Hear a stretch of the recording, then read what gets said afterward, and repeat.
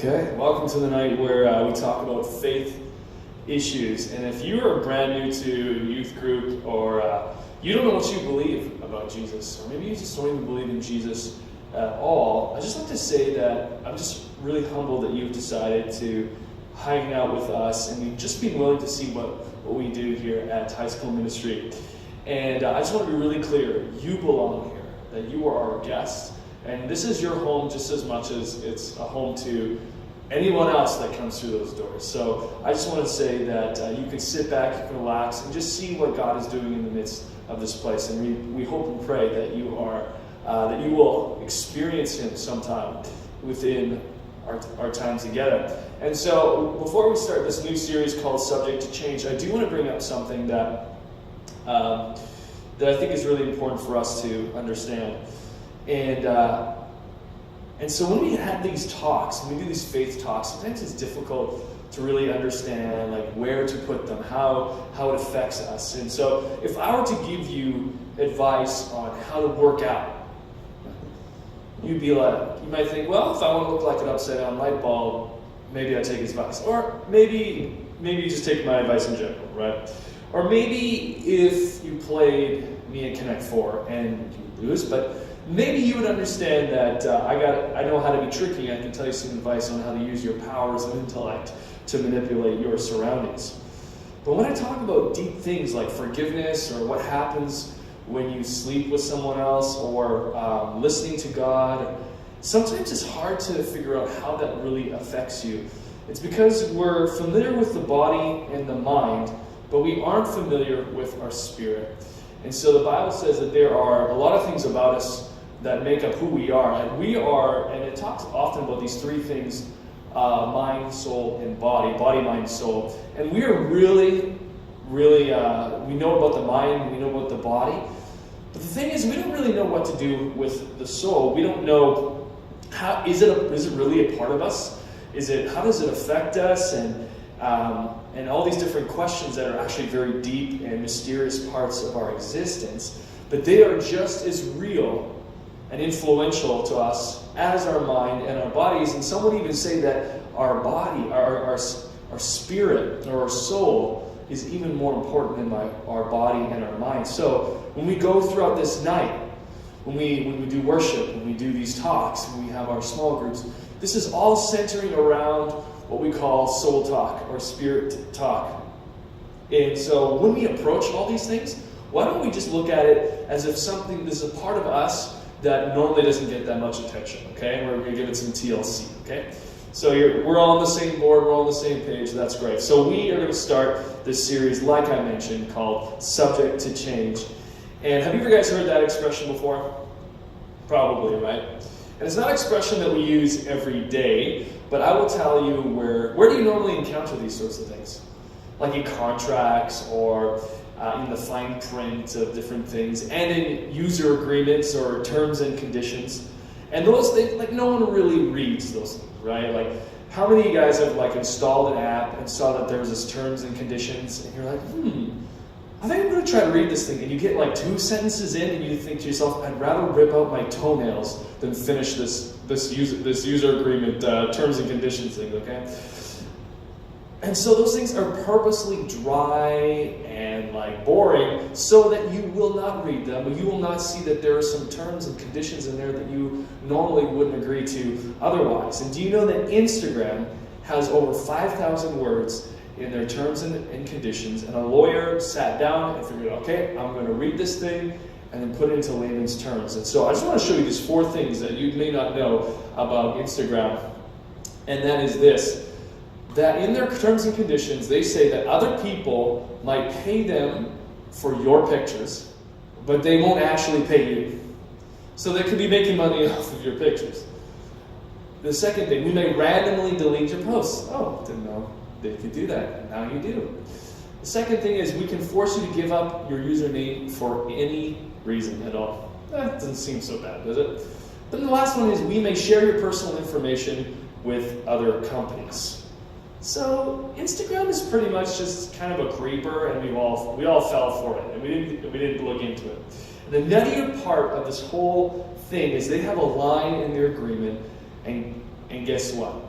everything is subject to change. So it could be like this today, they can have their use agreement like this today and have this right now, and then the very next day they can change everything. So they have the ability to make the rules and break the rules at will, and they have no consequences. Now, that's not cool. Instagram, that is not cool, okay? And so, are any of you surprised that they do that they do these sorts of things? Probably not, right? And I wonder, like, why do people put up with this sort of crap in their lives? And I think it's because this line, subject to change, is a description of what we go through in our entire lives.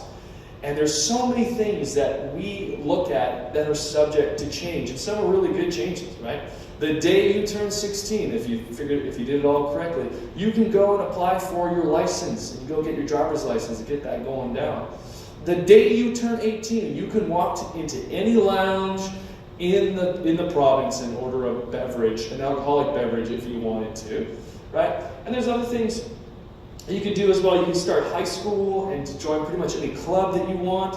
Do you remember when you got your first smartphone? Man, that was a huge change for me. Like, do you remember how much your life changed when you got your first smartphone? And like, you could contact all your friends that are 100 miles away. You could raise money for people in need. You can access virtually any answer to any question that you can think of, and you could watch hours and hours of Dr. Pimple Popper. Okay, watching cysts being expressed is one of the most mysterious things in the universe. How is it possible that we are so disgusted by popping pimples, but yet we find it so fascinating? It's just, like I said, it's a mystery. I'm not going to put that up there. I know it's kind of gross. So how do you deal with change?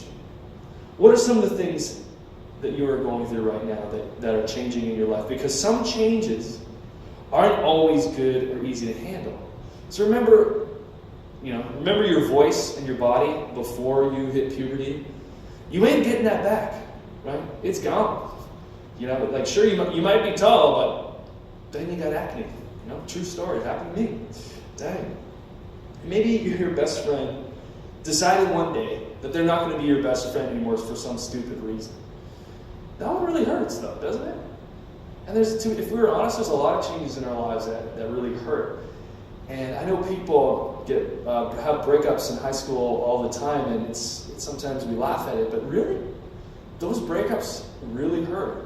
Those are some of the first boyfriends and girlfriends that you have, and those really hurt. They really get to this really deep part of who we are. Or maybe these changes in your life are just even more upsetting, like your family is splitting up, or maybe you're like me when you entered into the social media. You had some self-confidence back in the day, and then all of a sudden you started going online for social media, and then all of a sudden you started to compare yourself and realized, I don't think I really like myself as much as I do. Maybe I'm not as valuable or as liked as I initially was. And getting caught up in that whole comparison thing is a fast-track way to negative self-image. And if it has its claws like deep in you enough, it doesn't matter how many likes or how many people give you compliments about yourself, you just won't believe it. You'll never believe it. You just think that's what people do. This is the thing that people do online. And so we have to be very careful about that. And yeah, we're gonna get pretty deep today. And we're gonna get deep because I love you guys, and throughout this whole series, I'm just gonna give you simple truths, just one simple truth that if you can hold on to it, I'm sure that whatever change you face in this life, that you will be able to handle any change that comes your way. So we're gonna start with the character of God. Okay, many of you guys don't think about God this way, but do you know that God has feelings? And do you know that he gets all excited, he gets all giddy? Do you know that he cracks jokes on people and he does practical jokes on people? Do you know that he'd rather be kind to you than to be angry at you for when you mess up? Do you know that he loves you and he wants to spend time with you? And these things are hard to really grasp, aren't they? Get our heads around, but they're true. And that's why we say following Jesus isn't about rules, it's about relationship. And how fun would it be if you had a friend who never hung out with you, but gave you all these rules and expected you to follow them all the time? No, they'd be a pretty crappy friend, would they not? And that's not what it's like with God at all, but a lot of people think that's what it's like with Him. And actually, knowing God's character will make you want to be with Him. And the first thing I want you to know about God's character is this. It's in Hebrews 13, 5 and 8. He says this to you, that I will never fail you, I will never abandon you. And later on in this passage, it talks about Jesus, and it says, Jesus Christ is the same yesterday, today, and forever. So you're thinking, okay, Matthew, this is really simple. And yes, it is incredibly simple, but it's incredibly foundational, and it's profound. Do you know how mariners would used to navigate across the open seas back in the day in the ancient times? Does anyone know? They used the stars, right? But it's not quite true that they used the stars. They used one star. You guys know what star that is? It's the Northern Star Polaris. And that is because what happened is when the stars are moving in the sky, that doesn't give them a frame of reference, but there is one star that actually doesn't move. And if you're a nerd here, you would know that it does move just a little bit. And what they do is they look at the star for reference. And this is just a long exposed photo of what the northern hemisphere look like, the stars look like. And that at the center there is Polaris. It's the northern star. It's the thing that helps them go from point A to point B. Things might be crazy on the ocean. Imagine being on the ocean with a bunch of cold blue water as far as the eye can see, not knowing where to go. But there is one thing that you can look at and you'll know for sure that it'll be there and it'll be the exact same place every time, and that's the northern star. And that is exactly how God is. God has always been who He said He's been. And God becomes our northern star as Christians, as followers of Jesus. And even though there's change all around you, coming at you with so many different angles, God will give you a lot of comfort. And I just want to share with you some of these comforts about God's consistency in your life. That He will help you figure out what is real and what is good. When you have something pointing you in a direction, when you have a reference point, when you experience God's love for you, and you know what God's love is, then what you'll do is once you see fake people or fake love, you'll realize, oh, that is fake. Right? And if you don't, and so for me, I've been in situations where I wasn't allowing God into relationships. And I remember hanging out with this one girl who I wanted to marry, but I didn't bring it to God. And you know what? She said she loved me, and I believed her, but she wasn't kind. She wasn't patient. She was keeping records of wrongs. And I just didn't know what love was. And what I thought was real love was actually fake love. So if you let Him be your northern star, you'll see what is real and what is good. And God's consistency will remind you to have hope in the midst of pain.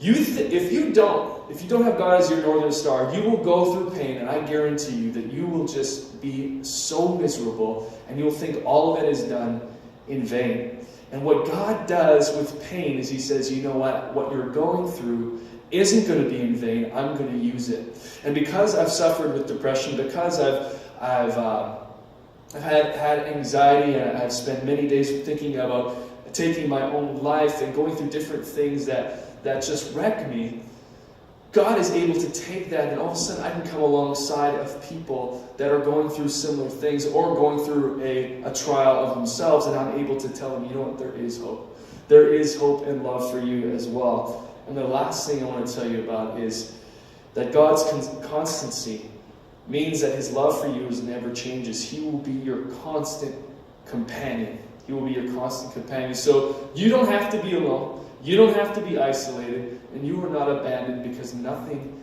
can make Him abandon you. There's nothing that's going to move that northern star away from its point for years and years and years. It's going to take centuries for that star to get anywhere away from the point that it is now. And with God, it's just like that, except to infinity. So God will never abandon you.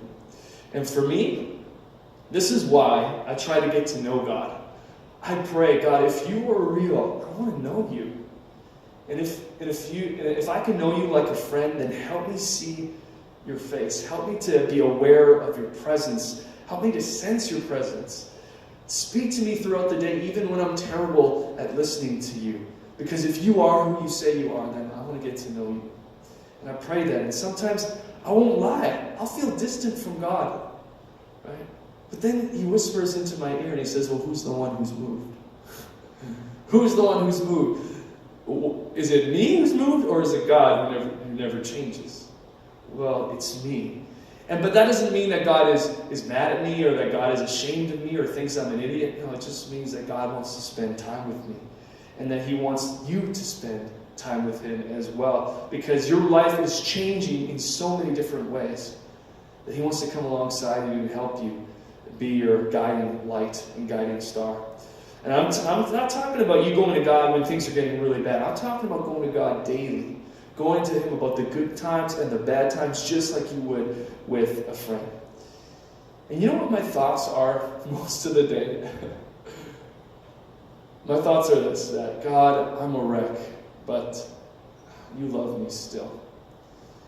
God, I'm not worthy to represent you to the world, but you've chosen me. God, I'm a bad and lazy Christian, but you still choose to use me in your kingdom. It's because God doesn't change.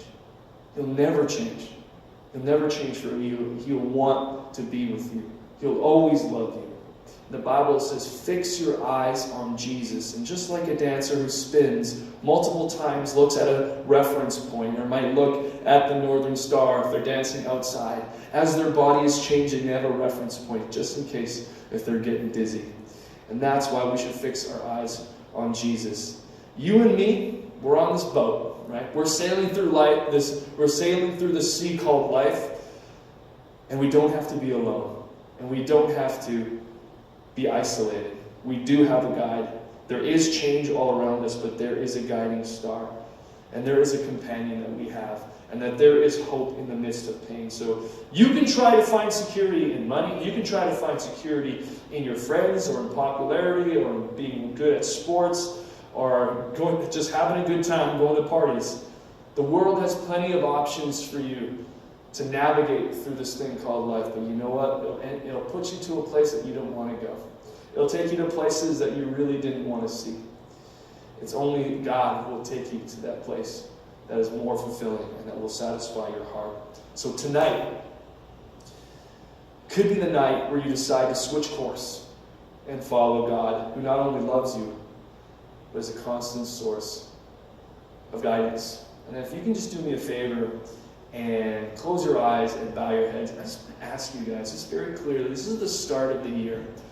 And if you could start this year by following after Jesus, by saying, you know what, the stuff I've done in the past hasn't really helped me out, or you know what, I understand what you're saying about God, and I want to follow him. I want him to be my guiding light, my guiding star. I just want you to simply raise your hand. And as soon as I see it, you can put your hand out.